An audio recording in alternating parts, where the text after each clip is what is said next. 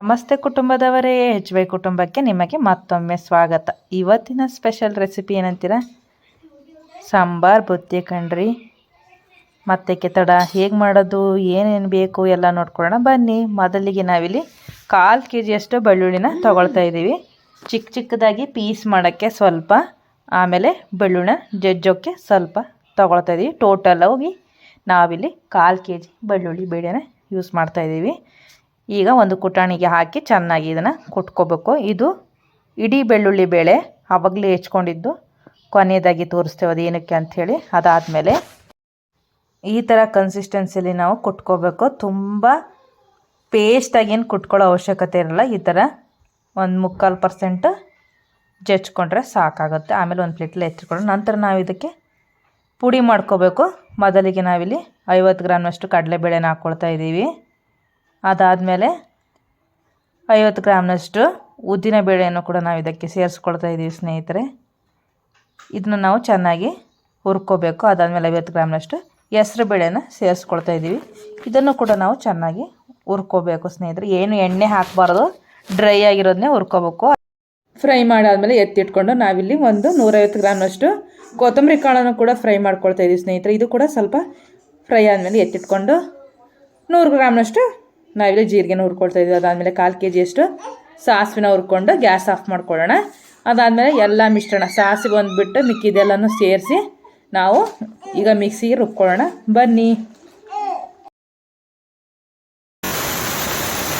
ನೋಡಿ, ನಾವು ಈ ಕನ್ಸಿಸ್ಟೆನ್ಸಲ್ಲಿ ರುಬ್ಕೊಂಡು ಅದಾದಮೇಲೆ ನಾವು ಇದನ್ನು ಒಂದು ಜರಡಿಯ ಸಹಾಯದಿಂದ ಸಾಣಿಸ್ಕೋಬೇಕು.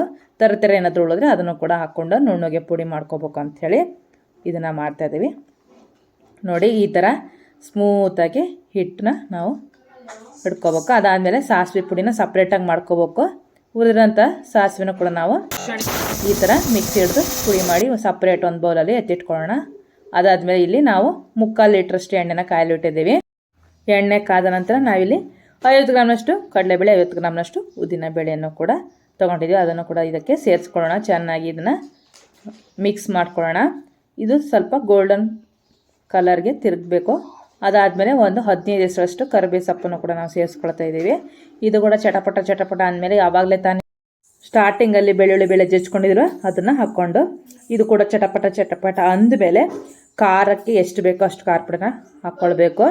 ನಾವಿಲ್ಲಿ 4 ಚಮಚದಷ್ಟು ಖಾರ ಪುಡಿನ ಹಾಕ್ಕೊಳ್ತಾ ಇದ್ದೀವಿ. ಇದು ಕೂಡ ಚೆನ್ನಾಗಿ ಮಿಕ್ಸ್ ಮಾಡ್ಕೋಬೇಕು ಸ್ನೇಹಿತರೆ.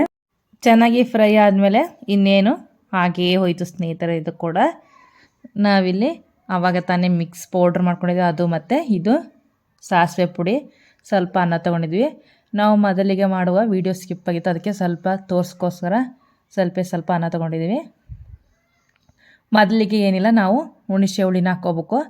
ಹುಣಸೆ ಹುಳಿ ಹೇಗೆ ಮಾಡೋದು ಅಂದರೆ, ಹುಣಸೆ ಹಣ್ಣನ್ನು ಚೆನ್ನಾಗಿ ತೊಳೆದು ಕುದಿಸ್ಕೋಬೇಕು ಸ್ವಲ್ಪ ನೀರು ಹಾಕಿ ಚೆನ್ನಾಗಿ.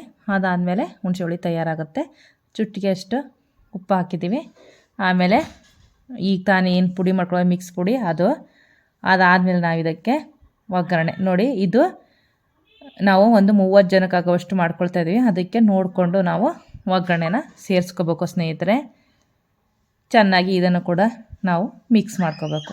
ನೀವಿನ್ನು ನಮ್ಮ ಚಾನಲ್ಗೆ ಸಬ್ಸ್ಕ್ರೈಬ್ ಆಗಿಲ್ಲ ಅಂಥೇಳಿದ್ರೆ ದಯಮಾಡಿ ಸಬ್ಸ್ಕ್ರೈಬ್ ಆಗಿ ಬೆಲ್ ಐಕನ್ ಮೇಲೆ ಕ್ಲಿಕ್ ಮಾಡಿ ಸ್ನೇಹಿತರೆ. ನಂತರ ನಾವು ಇದಕ್ಕೆ ಖಾರ ಕಡಿಮೆ ಆಗಿತ್ತು ಅಂಥೇಳಿ ಮತ್ತೆ ಖಾರ ನೋಡಿಕೊಂಡು ಸೇರಿಸ್ಕೊಳ್ತಾ ಇದ್ದೀವಿ. ನಾವು ಸುಮಾರು ಒಂದು 30 ಜನಕ್ಕಾಗುವಷ್ಟು ಮಾಡ್ಕೊಳ್ತಾ ಇದ್ದೀವಿ ಸ್ನೇಹಿತರೆ. ಅದಾದಮೇಲೆ ಮೇಲ್ಗಡೆ ನಾವು ಈಗ ತಾನೇ ಏನು ಮಿಕ್ಸ್ ಮಾಡ್ಕೊಂಡಿದ್ವಲ್ಲ ಆ ಪುಡಿನ ಹಾಕ್ಕೊಳ್ತಾ ಇದ್ದೀವಿ. ಆಮೇಲೆ ಕುರ್ಷಾಣಿ ಪುಡಿನ ಒಂದು ಬೌಲಷ್ಟು ಹಾಕ್ಕೊಳ್ತಾ ಇದ್ದೀವಿ. ಕುರ್ಷಾಣಿ ಪುಡಿ ಹೇಗೆ ಮಾಡೋದು ಅಂತೇಳಿದ್ರೆ, ಕುರ್ಷಾಣಿ ಕಾಳು ಸ್ವಲ್ಪ ಬೆಚ್ಚಗೆ ಮಾಡಿ ಮಿಕ್ಸಿ ಇಟ್ಕೋಬೇಕು, ಆಗ ಕುರ್ಷಾಣಿ ಪುಡಿ ತಯಾರಾಗುತ್ತೆ.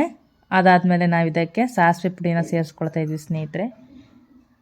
ನೋಡಿಕೊಂಡು ಎಷ್ಟು ಬೇಕೋ ಅಷ್ಟು ನಾವು ಹಾಕ್ಕೊಳ್ಬೇಕು. ಸ್ವಲ್ಪ ಪ್ರಮಾಣದಲ್ಲಿ ಮಾಡೋದಾದರೆ ಸ್ವಲ್ಪ ಹಾಕ್ಕೊಳ್ಳಿ. ದೊಡ್ಡ ಪ್ರಮಾಣದಲ್ಲಿ ಮಾಡೋದಾದರೆ 1-2 ಬಟ್ಲಷ್ಟು ಪುಡಿನ ಸೇರಿಸ್ಕೊಳ್ಳಿ. ಇದನ್ನು ಚೆನ್ನಾಗಿ ನಾವು ಮಿಕ್ಸ್ ಮಾಡ್ಕೋಬೇಕು ಸ್ನೇಹಿತರೆ. ವೆಜ್ಜಲ್ಲಿ ಯಾವುದಾದ್ರೂ ರೆಸಿಪೀಸ್ ಬೇಕಂತ ಹೇಳಿದರೆ ದಯಮಾಡಿ ಕಾಮೆಂಟ್ನ ಮೂಲಕ ತಿಳಿಸಿ. ರುಚಿಗೆ ತಕ್ಕಷ್ಟು ಉಪ್ಪನ್ನು ಸೇರಿಸ್ಕೋಬೇಕು.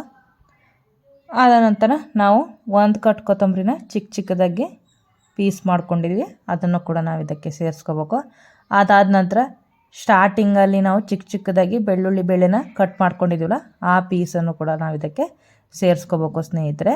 ಅದಾದಮೇಲೆ ಚೆನ್ನಾಗಿ ಈ ಥರ ಮಿಕ್ಸ್ ಮಾಡ್ಕೋಬೇಕು ಎಲ್ಲ ಕಡೆನೂ. ಈಗ ಸಾಂಬಾರು ಬುತ್ತಿ ಸವಿಯಲು ಸಿದ್ಧವಾಗಿದೆ ಸ್ನೇಹಿತರೆ.